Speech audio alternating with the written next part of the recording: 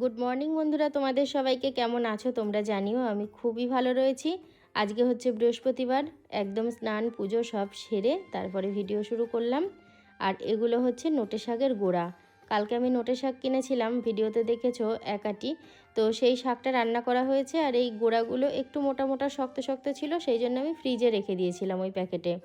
আজকে আলু দিয়ে চচ্চড়ি করব বলে। কোনো কিছুই ফেলে দেওয়ার নয়, মোটামুটি ভালোবেসে করলে সব কিছুই কম বেশি খাওয়া যায়। আর আজকে মা এখানে আমাকে রুটি বেলে দিচ্ছে যাতে করে আমার একটু সাহায্য হয়। আর এইদিকে আমি আলু আর এই ডাটা চচ্চড়িটা, শাকের ডাটা চচ্চড়িটা বসিয়ে দিলাম। তো বন্ধুরা দেখো, অনেকটা পর কিন্তু আবার ব্লগ আমি চালু করলাম। এখন ঘড়িতে বাজে হচ্ছে প্রায় 2টোর কাছাকাছি। আমি সকালবেলায় তাড়াহুড়ো করে রান্নাটুকুই সেরেছি, তারপর আমি বাড়িতে ছিলাম না, আমি গিয়েছিলাম হসপিটালে। তো সেখান থেকে মানে ডাক্তার দেখিয়ে তারপর আমি এসেছি। তো এখন ভাত খাবো, আর ভাত খাবো হচ্ছে পান্তা ভাত। তবে এটা ভেবো না আমি বাড়ি ছিলাম না বলে, আমার রান্না হয়নি বলে পান্তা ভাত খাচ্ছি। আমার ভাত এত রয়েছে, কালকে রাত্রে আমি ভাত করেছিলাম, চাল বেশি দিয়ে ফেলেছি জানো। এই যে দেখো কত ভাত। এই ভাতগুলো দই আছে, তারপরে এই যে ডাল চানাচুর মাখলাম, এগুলো দিয়ে খাবো দুপুরে। এই যে এটাই তেল দেবো এখনো। আর তুমি দই আর চানাচুর দুটো দিয়েই খেও, যেমন হোক, ঠিক আছে? তুমি তো অনেক সকালে দেরি করেছো আজকে, মানে দেরিতে উঠেছো, যার জন্য তুমি সকালের খাওয়াটাও খেতে পারোনি। ওই দেখো, এটা হলো সেই সুজি, পরে খাওয়া হবে।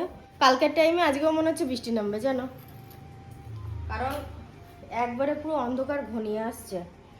যদিও কালকের মতো অতটা না। তেল দিয়ে দিলাম। অনেক দিন পর ডাল চানাচুর দিয়ে ভাত মাখা, মানে ডাল চানাচুর মাখা দিয়ে ভাত খাওয়া হচ্ছে। কি উল্টো পাল্টা বলে ফেলছি।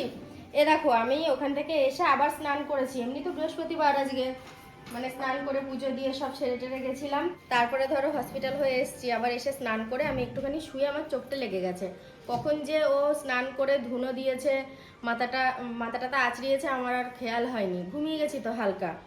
দিয়ে হট করে ওই তুমি সেই আয়নার পাশে যে আমাদের আলমারি, ওটা আওয়াজ হয়, দিয়ে ওটা আওয়াজ হয়েছে যে ঘুমটা ভেঙে গেছে। ভাতগুলো সকালবেলা আমি একবার জল পাল্টিয়েছি, ওই জন্য মানে টক টক গন্ধটা হয়নি। কিন্তু এক প্যাকেট দই এনেছিলাম ও ভাত দিয়ে খাবে বলে। দইটা মানে দইটার ডেটটা এক্সপায়ার হয়ে গেছে। আর এখানে রাজু পনিরের সাথে দই, তারপরে জিরে, কাজু, মানে এগুলো সব পেস্ট করা, আদা, লঙ্কার গুঁড়ো, হলুদ গুঁড়ো দিয়েছিস। এটা হবে, এটা তেল ছাড়া রান্না হবে। ও খায় এরম ভাবেই, আর নিজেরটা নিজেই গুছিয়ে পাড়িয়ে নিয়ে খায়। এই যে বন্ধুরা, তোমাদেরকেও একটা কথা বলবো। এই যে যখন দই খাবে একটু ডেটগুলো দেখে নেবে কেমন, কারণ এই ডেটটা ওভার হয়ে গেছে। আজকেই কিনে নিয়ে এসেছি দোকান থেকে, এটা আর খাওয়া যাবে না। আর এখানে এই কিছু জামা কাপড় কেচে দেওয়া হয়েছিল, ওই বেলায় শুকিয়ে গেছে, তো ঘরে নিয়ে আসলাম। হয়তো ঘরে থাকলাম, 2-1 ফোঁটা বৃষ্টি পড়লো, আর দুপুরের পরে সবাই একটু নিদ্রা যায়, কেউ অতটা খেয়াল রাখবে না, ভিজে যাবে। তো ওই জন্য এগুলো ঘরে নিয়ে আসলাম। আর আমার মনটা আজকে খুব খারাপ করছে জানো, আমার কর্তার খাবারটা ঠিকঠাক হলো না। সেটা বানিয়ে দিইনি, ও ঘুমিয়েছে অনেকক্ষণ, তারপরে উঠেই আমাকে নিয়ে গেছে, এসেই স্নান করে দুপুরে খাওয়া হয়েছে। তাহলে আর কি করে কি হবে বলো। আর আরেকটা কথা, ও ভাত খেতে বসে ঠিক করে ভাত খেতে পারিনি। আর কারণটা বললে তোমরা রেগে যাবে। আমি তো রেগে গেছি, আমি এক ছোটোর সাথে ঝগড়া করেছি, তোমরাও রেগে যাবে। সেই সেই সেই দাঁত, জানো তো, ওই দাঁতে ডাল চানাচুর পড়েছে, নাকি পাথর পড়েছে বললো। চালের পাথর পড়েছিল। তাহলে পাথর পড়েছে, দিয়ে এখন ওই দাঁতটায় আবার ব্যথা করছে, দিয়ে ভালো করে ভাত খেতে পারলো না। একটু সুজি করে রাখা আছে, ও বেলায় বানিয়েছিলাম, ওখান থেকে কিছুটা সুজি ঘন্টাখানেক পরে দেব। আর এই দুধটা ছানা কাটবো, সন্ধ্যের আগে আগে ছানাটা খাওয়াবো, তাহলে মোটামুটি ব্যালেন্সটা থাকবে, খাওয়ার পেটটা ভরা ভরা থাকবে। থাক, দুধটা এখানেই থাক। এই পেঁপে গাছটায় তো পেঁপে হওয়া বন্ধ হয়ে গেছে অনেক দিন ধরে, কিন্তু উপরে জালি পেঁপে রয়েছে। লাস্ট যে কবে পেঁপে খেয়েছি এই গাছে, মানে মনে নেই, আবার মনে আছে কিন্তু অনেক দিন আগে। আর গাছটা ঝড়ে পড়ে গেছে জানো, এর আগেই হাওয়া দিয়েছিল। এটা কি উড়ে এসছে, এই দেখো, এই গোড়াটা আলগা হয়ে গিয়েছিল, আবার আলগা মাটি দিয়েছে ছায়ন, আবার দেখো কত রকম ভাবে আজকে এটাকে ঠেকো দিয়ে দাঁড় করিয়েছে। যাতে করে গাছটা একটু টিকে থাকে। আর এই ফল যদি মানুষে খেত, এই ফল এত থাকতো বলো? এই পিটুলি গাছটায় আগে গরু বাঁধা হতো, এখানে আগে গরু বাঁধতাম, এখানে গরুর নাদা ছিল, এ দেখো সেই নাদা আজও রয়েছে। এখানটায় বারবার গরুকে খেতে দিতে আসতাম, তারপরে বৃষ্টি হলে এই ঘরে গরুকে তুলতাম, রাতে থাকতো ওই চালাঘরটায়, দিনের বেলায় থাকতো কত সময়। খুব মনে পড়ে আমার এই দিকটায় আসলেই। এই যে পাটা খোলা পুরো কমপ্লিট, তবে আজকেও বেশ মেঘ আছে। একটু ছাদে যাই, ঠিকঠাক আওয়াজ হচ্ছে, বাপি মনে হয় কাজ করছে। এই ইট কটা আবার কোথায় ছিল? এখানে কি সুন্দর সাজানো। তো বাপি পাটা ছাড়াচ্ছ না? পেরেক। আমি একটুখানি বাইরে যাব। ইয়া, ওই দেখো, এই কখন বেরিয়েছো বাড়ি থেকে? ওই তো কিছুক্ষণ আগে গেলাম। ছি ছি ছি ছি, এই গামছা মাথায় দিয়েও চা খেতে যাওয়া যায়? একটু চা না খেলে বর্ষার দিনে ভালো লাগবে বলো তো? তুমি তো ছানাটা খেয়ে উঠেই তোমার মুখের জলও শুকালো না, তুমি অমনি চলে গেলে চায়ের দোকানে। এবার মুখটা মুছে ফেলেছি। সন্ধে প্রায় হতে চললো, আর টিপটিপিয়ে বৃষ্টিটা একভাবেই পড়ে রয়েছে। ছাতাটা নিয়ে বেরোচ্ছি, একটু কাছেই একটা ডাক্তারখানা আছে, সেখান থেকে গ্যাসের ওষুধ আনবো। তো আমার কাছে ভাঙানি পয়সা ছিল না, ওই জন্য ওর কাছে 20টা টাকা চাইলাম। ও দেখো ওর পকেট থেকে, মানে অন্য একটা পেন আছে, সেই পেনের পকেট থেকে বের করে আমাকে 20 টাকা দিচ্ছে। তো যাই একটু ওষুধটা নিয়ে আসি। আমি তোমাদের আগেও ব্লগে শেয়ার করেছি, ওই কাছের ডাক্তারখানায় যদি গ্যাসের ওষুধ আনতে যাই, ইনো আর গ্যাসের ওষুধ এছাড়া তেমন কিছু দরকার পড়ে না, আর প্রেশার চেক করা কাউরির। তো তখন কে যায় সাথে জানো? এই যে দেখেছো আমি কতটা রাস্তা চলে এসেছি, আমি দাঁড়াচ্ছি ও দাঁড়াচ্ছে, আমি বলছি আয় ছাতার তলায়, আসবে না, ও ভিজে ভিজেই যাচ্ছে। ডাক্তারখানাটা বন্ধ, ওই যে সবুজ রঙের গেট, ওইখানেই এসেছিলাম কিন্তু বন্ধ। দেখো আমি দাঁড়াচ্ছি মানেই ও দাঁড়িয়ে পড়ছে। খোলেনি ডাক্তারখানাটা, চলে আসলাম। আর ওকে বললাম কি যে তুই আমার ছাতার তলায় আয়, ছাতার তলায় আসলো না, এই বাড়ির কাছে এসে আবার দেখি অন্য কোথাও চলে গেল। ওর ওর দাদা নাই আজকে সাথে, ও একাই, মানে আমি নাইটি পরে একা কোথাও বেরোলেই তাতে দুধ আনতেই হোক আর ওষুধ আনতেই হোক, ব্যাস ও চলে যাবে পিছন পিছন। কিন্তু যখন ওর সাথে গাড়ি করে বেরোই, ভালো শাড়ি পরে কিংবা ভালো পোশাক পরে, তখন ও বেরোবে না, ঠিক না বলো? তখন জানে যাচ্ছে গাছ যাচ্ছে। তখন জানে আমরা অনেক দূরে যাচ্ছি। গাছ আছে বাবা সত্যি কি বলবো বন্ধুরা, আমি এই জীবনে ভুলতে পারবো না। আমাদের বাড়িতে যে গরুগুলো ছিল সবাই খুব শিকারী, বিশেষ করে একটা কালো গরু ছিল। মানে আমি যেখানেই যেতাম, যেই আসতাম, আমাকে দেখা মাত্রই কান দুটো খাড়া করে হাম্বা বলে ডেকে উঠতো। মানে এইটা বুঝাতো যে মানে আমি বাড়ি আসায় ওরা শান্তি পাচ্ছে। এমনকি বাড়ির সবাই বলতো, মাও বলতো, বলতে কি ওইটা তোদের মা চলে এসছে। খেতে টেতে দিতাম তো সব সময়, পরিচর্যা করতাম, আমি তো বেশি থাকতাম গরুর কাছে, তো ওই জন্য আমাকে খুব ভরসা করতো, খুব ভালোবাসতো। বিশ্বাস করো বন্ধুরা, গরু পোষা ছেড়ে দিয়ে খুব ভালো করেছি। ওদের আমি আজও ভুলতে পারিনি, ওদের সমস্ত স্মৃতি আমার ভীষণ মনে পড়ে।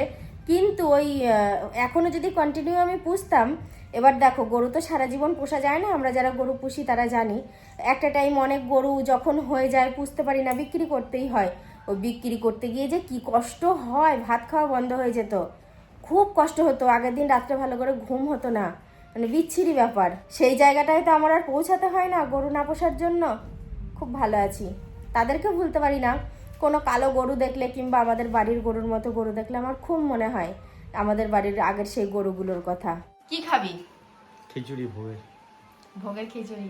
তোর মামাও বলছিল একটু আগে, তো মানে আমি দোমনা করছিলাম, তুইও যখন বললি ভোটটা যখন খিচুড়িতে বেশি, তাহলে খিচুড়ি হবে। হোক খিচুড়ি। আর তাহলে এখন আমাকে কি করতে হবে? লিখে দাও কি লাগবে, নিয়ে আসি। যেদিনই একটু বৃষ্টি বাদল হয় সেদিনই এই পোকাগুলোর উপদ্রব। আমি এই জন্য দেখো ঘর বারান্দা সব লাইট অফ করে দিয়েছি শুধু এই পোকার জন্য। আর তোমাদেরকে আমি ওবেলায় বলেছিলাম যে পছন্দের একটা জিনিস নিয়ে এসেছি, তো এইটাই। আমি যখন কর্তার সাথে চা খেতে যাই দোকানে, এই বিস্কুটটা কিন্তু আমি খেতে খুব পছন্দ করি। ওপরে 2-1 দানা করে চিনি দেওয়া আছে, মানে একটা আলাদা রকম টেস্ট। তো আজকে 1 কৌটোই কিনে নিয়ে এসেছি। আর এছাড়াও 2 প্যাকেট আলাদা বিস্কুট নিয়েছি, ওটা হচ্ছে এলাচ টোস্ট, ওটাও ভালো লাগে। ওটা ভেতরে রয়েছে আর বের করলাম না, তো হাতের সামনে এটা ছিল, ভাবলাম শেয়ার করিনি, একটু শেয়ার করি। এবার যাব খিচুড়ি রান্না করতে। এ কটা একটা প্যাকেটে রেখে দিলাম, এতে গোটা গরম মশলা, একটা আলুর দম মশলার প্যাকেট, আর রয়েছে তেজপাতা। এই একটা প্যাকেটে রেখে দিলাম। আমার একটা আলাদা বালতি আছে, ওখানে কিছু মশলাপাতি রাখা থাকে, তো সেখানে রেখে দেব। আর এই কাঁচা বাদামটা ওই দেখবো খালি কৌটো কি আছে সেটাই ঢালবো। আর এদিকে তো ডালটা ধুয়েছি খিচুড়ির জন্য ভেজে, তেলের বোতল পড়ে গেল। এই যে এখনো জলটা গরম হয়নি, জলটা গরম হলে ভেজে রাখা ডালটা দেব। আর এখনো আমি গোবিন্দভোগ চালটা খুলে দেখিনি কিরকম কি ঘ্রাণ, এই প্যাকেটেই রয়েছে, দেখি তো একটু খুলে। খিচুড়ি আর পায়েসের চালটা একটু নতুন হলেই ভালো খিচুড়ি পায়েসের জন্য। পোলাও টোলাও করলে একটু পুরোনো চালের দরকার হয় না, এত গলে যায়। ভালো সেন্ট আছে না? দারুণ সেন্ট আছে, আমার বুঝতে পারিনি, মুখে লেগে গেল ছলকটা হাতটা। আর এই শুকনো শিলে এই ভেজে রাখা মশলাটা গুঁড়ো করব, ওটা লাস্টে করব, এখন করলে সেন্ট চলে যাবে। এই যে খিচুড়ির বাষ্পটা বেরোচ্ছে, দারুণ লাগছে কিন্তু ঘ্রাণটা। আর এই যে থালায় আমি বাড়ছি, এটা আমার ননদের জন্য। আর ওইখানে আরেকটা বাটিতে বেড়ে রাখবো, দিয়ে ফ্রিজে রাখবো, কালকে মা খাবে সকালে, আজকে তো খাবে না। এটা মায়ের জন্য আর দুজনের জন্য আলাদা, এই জন্যই তুললাম ঘি দেওয়া হবে বলে। এ দেখো ঘিয়ের কৌটোটা নিলাম, এবার ঘি দেবো। দুজনে যেহেতু ঘি খায় না, সেই জন্য আমি আগেই তুলে নিলাম। আর মশলাটা দিয়েছি, সব কিছু করেছি, শুধু এই ঘিটাই বাদ ছিল দেওয়া। সবাইকেই খেতে দিয়েছি, দিয়ে এখন আমাদের তিনজনের জন্য বাড়বো। সবার খাওয়াও হয়ে গেছে, শুয়েও পড়েছে। একটা আমার, আর একটা হচ্ছে রাজুর, আর আমার কর্তার। এরকম এই যে দেখো হাঁড়ি অনেকটাই খালি হয়ে গেছে, পুরো এক হাঁড়ি হয়েছিল। 1 কেজি ওই তোমার গিয়ে হলো 600 চাল আর 400 ডাল, তাহলে 1 কেজি হচ্ছে পুরো মাপ। 1 কেজির একদম হাঁড়ি ভর্তি। আর আমাদের বাড়িতেও সব ঠিকঠাক, মানে কমেও নি বাড়েও নি, এই হচ্ছে ব্যাপার। হলো আমার কর্তার। আর এই হচ্ছে একদম চন্দ্রমুখী আলু না, একটু মানে গ্রেভিটা বেশি হয়ে গিয়ে শুকিয়ে নিয়ে কেমন একটা শুকনো শুকনো ভাব হয়ে গেছে। তো বন্ধুরা আর কি করব, এই যে গরম গরম খিচুড়ি বাড়ছি, তোমরা যদি খাওয়া তো চলে এসো। তো আজকের মতো গুড নাইট, কালকে থেকে আবার দেখা হচ্ছে।